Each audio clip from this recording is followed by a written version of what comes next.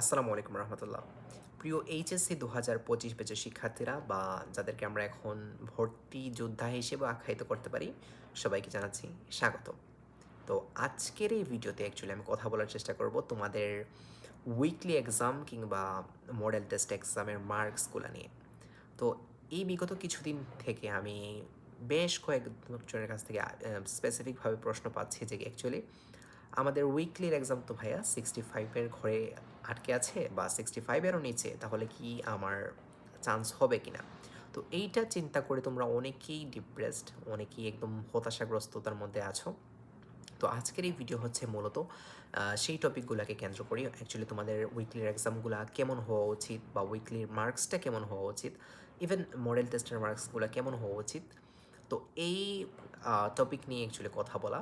তো এই ভিডিওটা দেখলে হচ্ছে যে তোমরা যারা একটু হতাশাগ্রস্ত আছো তারা হয়তো বা একটু আশার আলো খুঁজে পাবা। আবার এটা অ্যাকচুয়ালি আশার আলো না, এটা অ্যাকচুয়ালি সত্য কথাই আমি বলবো। কিন্তু তোমরা হচ্ছে যে অযথা যারা ডিপ্রেসড আছো তারা হয়তো বা একটু স্বস্তি পাবা এই ভিডিও দেখার পর। তো প্রথম কথা হচ্ছে যে অ্যাকচুয়ালি কতটা মার্কস দরকার তোমার উইকলির মধ্যে। আমি যদি এক কথায় বলি সেটা হচ্ছে এই উইকলি এক্সামগুলো অ্যাকচুয়ালি তোমাদের চূড়ান্ত পরীক্ষাকে ডিটারমাইন করে না। তুমি চান্স পাবা কিনা সেটা নির্ধারণ করছে তোমার চূড়ান্ত পরীক্ষার পারফরম্যান্স।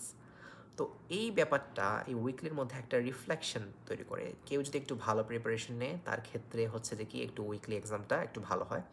কেউ একটু কম প্রিপারেশন নেয় তার ক্ষেত্রে উইকলিটা একটু খারাপ হয়। কিন্তু চূড়ান্ত এক্সাম কিন্তু উইকলি এক্সাম না, এই কথাটা বলছি।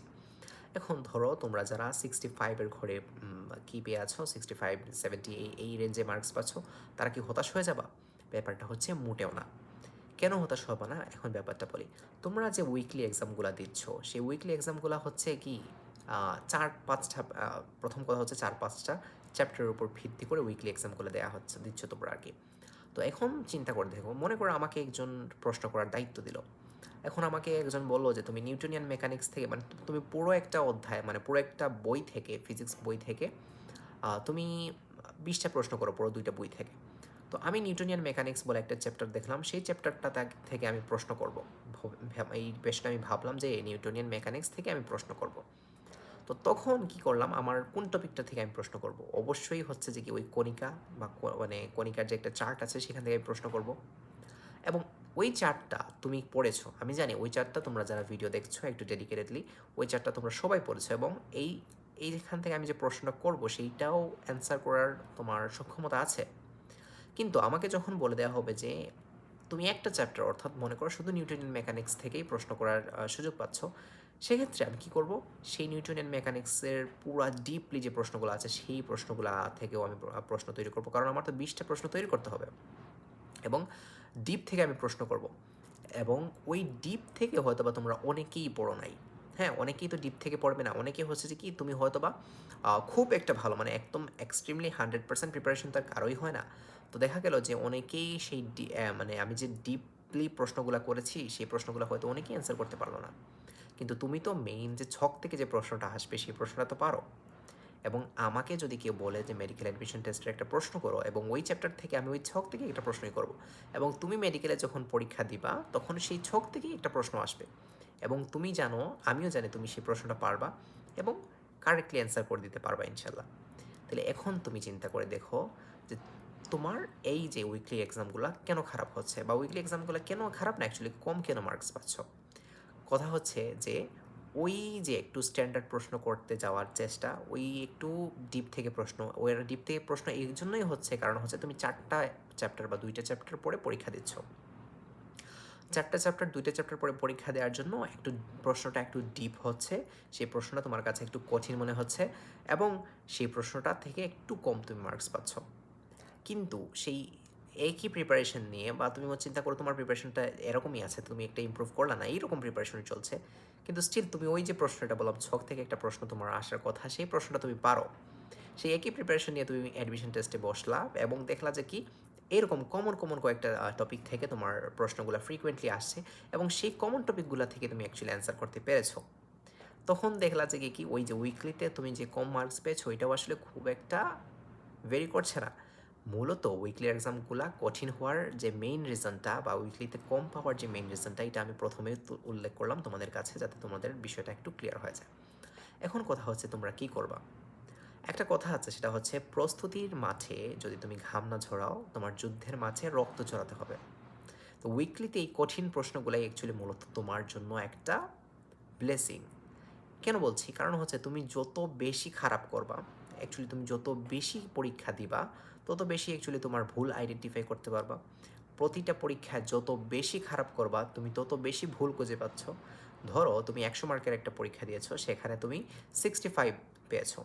তার মধ্যে বাকি যে প্রশ্নগুলো আছে 35 মানে মার্কসের যে প্রশ্নগুলো, সেই প্রশ্নগুলো কোনো না কোনো কারণে তুমি পারোনি বা কোনো না কোনো কারণে তুমি ভুল করেছো।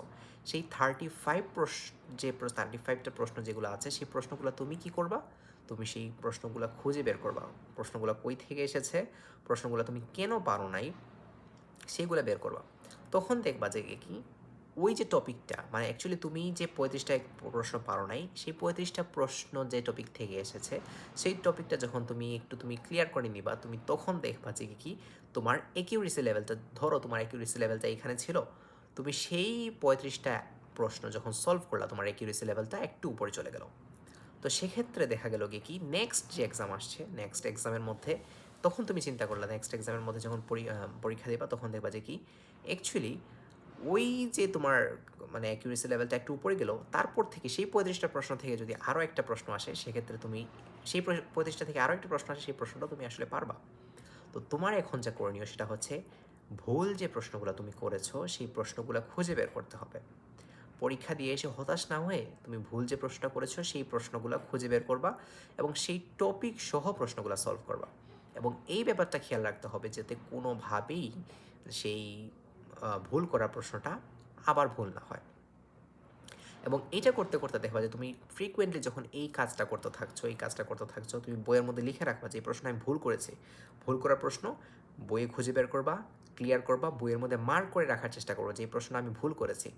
তাহলে তুমি নেক্সট যখন তুমি প্রিপারেশন নিবা বা নেক্সট যখন রিভিশন দিবা, তখন সেই প্রশ্নটা চোখে পড়বে এবং সেই প্রশ্নটা অ্যাকচুয়ালি তুমি বুঝতে পারবা অ্যাকচুয়ালি ওই প্রশ্নটাই আমি ভুল করেছিলাম, এটা আর ভুল করা যাবে না।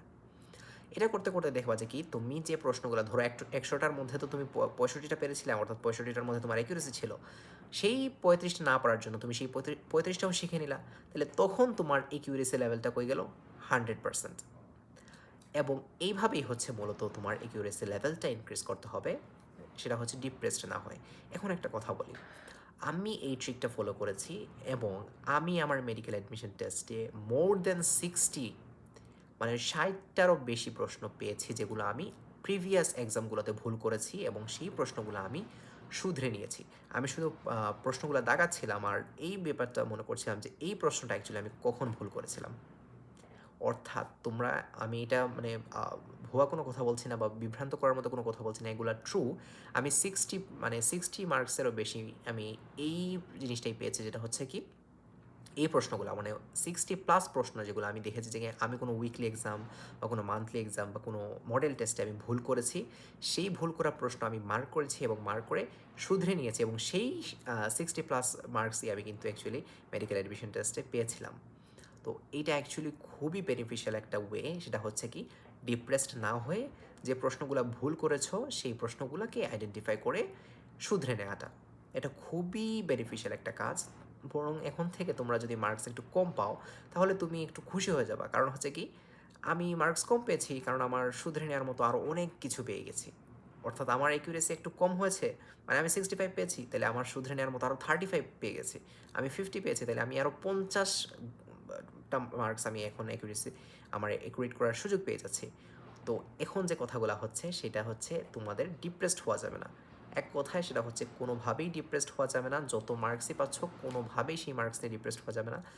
65 হোক, 70 হোক বা 75 হোক বা 65-এর নিচে হোক, যে মার্কসই পাচ্ছ, তুমি শুধু দেখবা যে তুমি কোন মার্কসগুলো পাচ্ছ না, অর্থাৎ কত মার্কস তোমার ভুল হচ্ছে, কত মার্কস তুমি মিস করছো, এবং সেই টপিক থেকে তুমি সেই মার্কসগুলোকে কী করছো কিনা, শুধরে নিচ্ছ কিনা, এই ব্যাপারটা তুমি দেখো। এবং যখনই তুমি শুধরে নিবা, আবার এই ব্যাপারটা খেয়াল রাখবা যে নেক্সট টাইম যাতে ওই প্রশ্নটা আর কখনোই ভুল না করো।